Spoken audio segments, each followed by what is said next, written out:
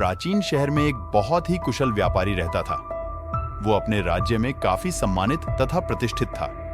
वो गरीब और जरूरतमंद लोगों को दिल खोलकर मदद भी किया करता था। अपने कुशल कर्मों से व्यापारी राज्य के राजा और आम आदमी के बीच काफी लोकप्रिय था। एक दिन व्यापारी के लाड-लाडली बेटी का विवाह तय हुआ। इस उपलक्ष्य में उसने एक बहुत बड़े भोज का आयोजन किया। इस भोज में उसने राज्य के सभी गण्यमान्य व्यक्ति, साधारण गांव वाले से लेकर राज्य परिवार तक सभी को आमंत्रित किया। राजघराने का एक सफाई कर्मचारी थी जो महल में साफ सफाई और झाड़ू लगाता था। वो महल में विशेष रूप में राजा के शयन कक्ष की साफ सफाई करता था। वह भी इस भोज में शामिल हुआ, मगर गलती से वह भोज में एक ऐसी कुर्सी पर बैठ गया जो विशेष रूप से केवल राज्य परिवार के सदस्यों के लिए रखी हुई थी। सफाई कर्मचारी को उस कुर्सी पर बैठा देखकर व्यापारी को काफी गुस्सा आ गया। गुस्से में व्यापारी ने सफाई कर्मचारी को सबके सामने काफी डांट फटकार कर वहां से भगा देता है।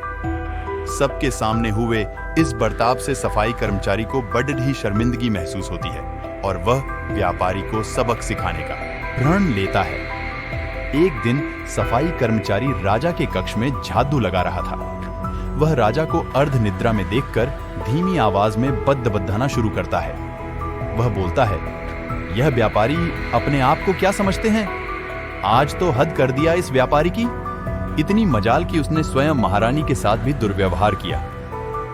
यह सुनकर राजा की नींद खुल जाती है और गुस्से में सफाई कर्मचारी से पूछता है, क्या यह वाकई में सच है? क्या तुमने व्यापारी को दुर्व्यवहार करते देखा है? सफाई कर्मचारी तुरंत राजा के पांव पकड़ ढाता है और बोलता है, मुझे माफ कर दीजिए महाराज, मैं कल रात को सो नहीं पाया। मेरी नींद पूरी नहीं होने के कारण कुछ भी बड्ढा रहा था। यह सुनकर राजा सफाई कर्मचारी को कुछ नहीं बोलता, लेकिन उसके मन में शक पैदा हो जाता है। उसी दिन से राजा व्यापारी को महल में बेरोक-टोक घूमने पर पाबंदी लगा देता है और राज्य को देने वाला कर में भी काफी इजाफा कर देता है।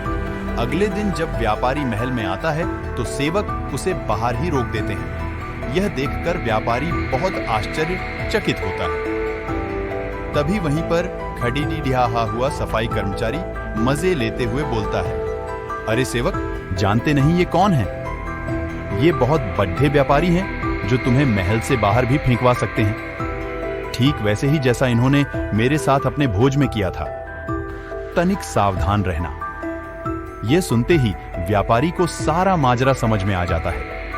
वह सफाई कर्मचारी से माफी मांगता है और उसे अपने घर खाने पर बुलाता है।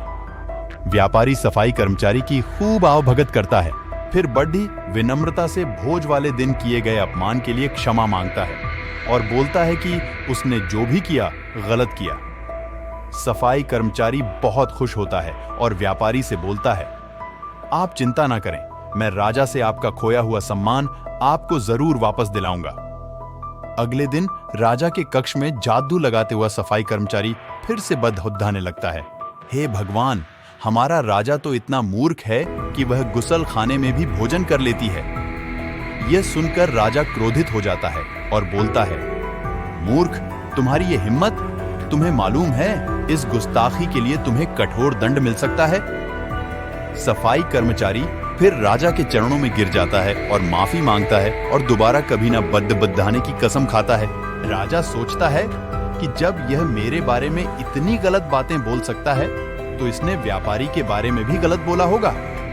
राजा सोचता है कि उसने बेकार में व्यापारी को दंड दिया। अगले ही दिन राजा व्यापारी को महल में उसकी खोई प्रतिष्ठा वापस दिला देता है